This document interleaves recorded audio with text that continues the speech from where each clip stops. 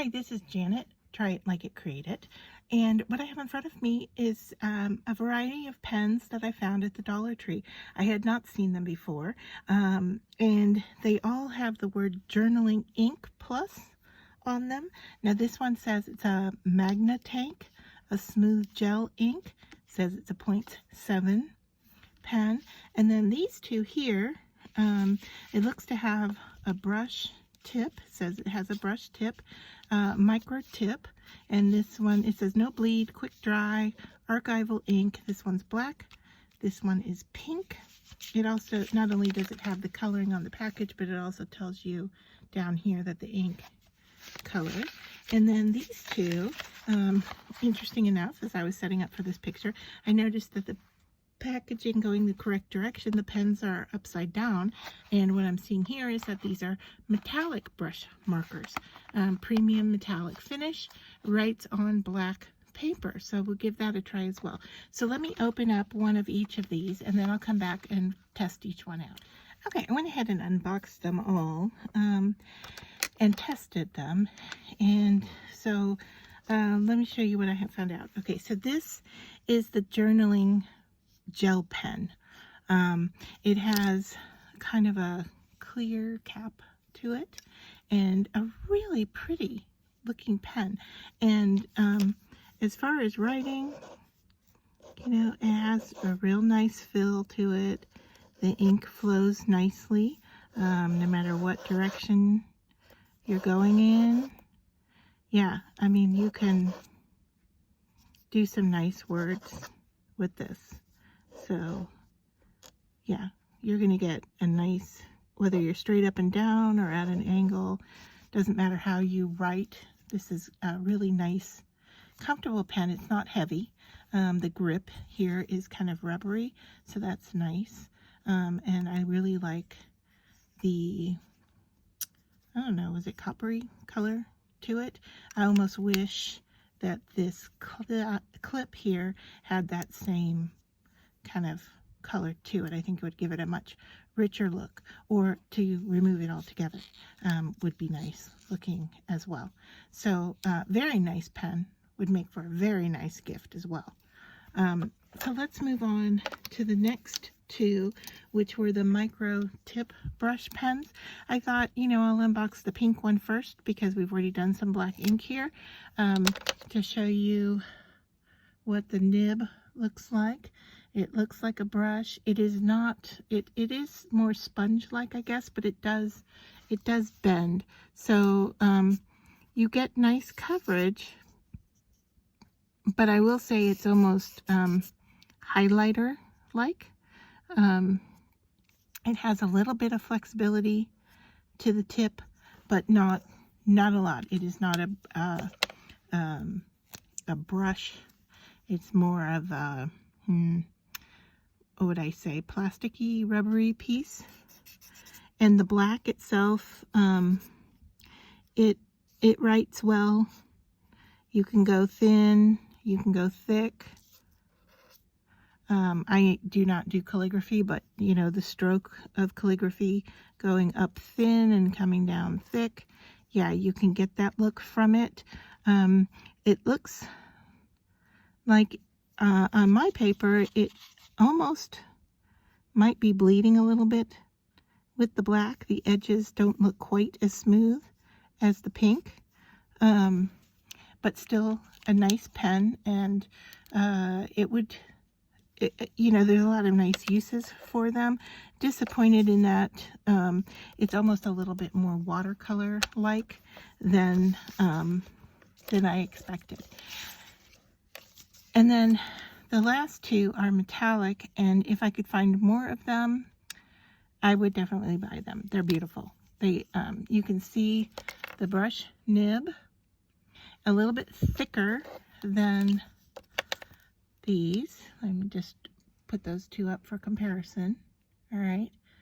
And it is, you can see as I turn the end, maybe you can see there's some metallic quality to the ink. I don't know if the camera's picking that up. Maybe right there you can see there is some metallic in the ink. And just to show you the stroke of this, you can see as the purple dries, it turns to a silvery color, and on black, same thing.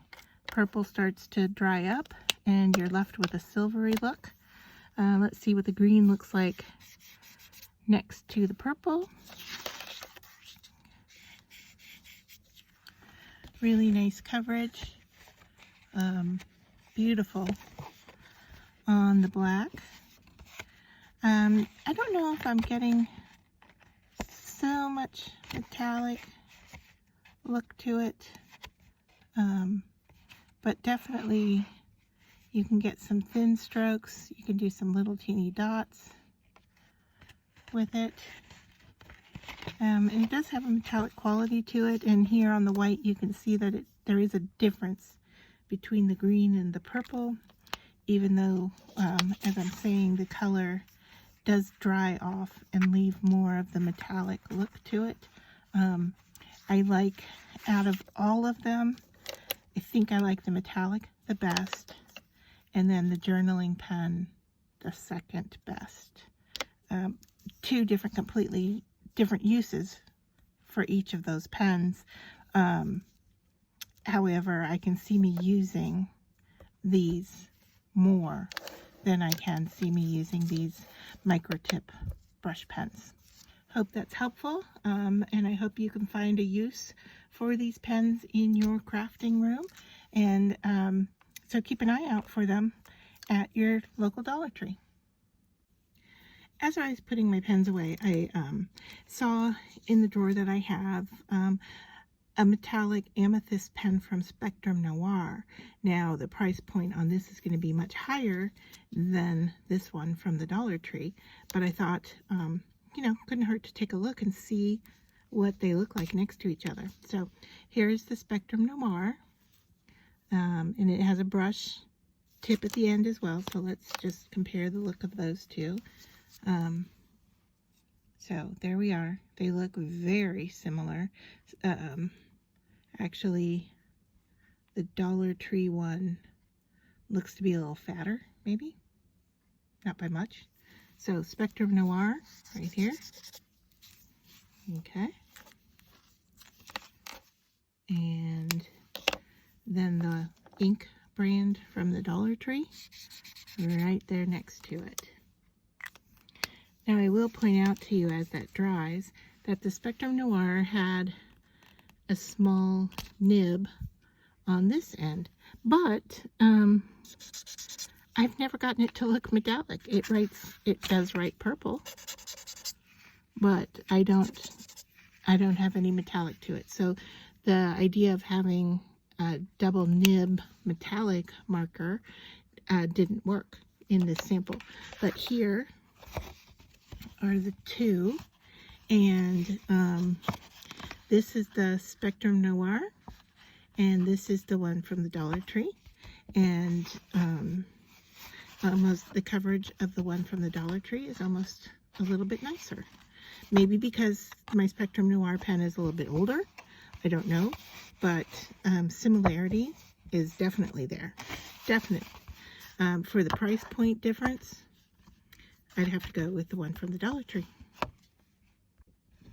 One last application I wanted to show you. I just grabbed a piece of plastic out of the trash, and here is the purple on the plastic. And so just show you, do it again over here. I've written on it. I'm going to let it dry completely. You can see I'm not getting great coverage. There we go. But when the purple completely dries, this is what it looks like. And I've tested it to see, you know, you can see here I'm checking to see how fast it dries, and I've gotten it on my finger. But now this is totally dry. So I can go finger from the other hand, rub over it, and it's completely dry. And you can see that when it's wet, it has more of a purple cast to it, but similar to it drying on paper. So if you wanted to use it on a non-porous surface, yeah, it works there as well.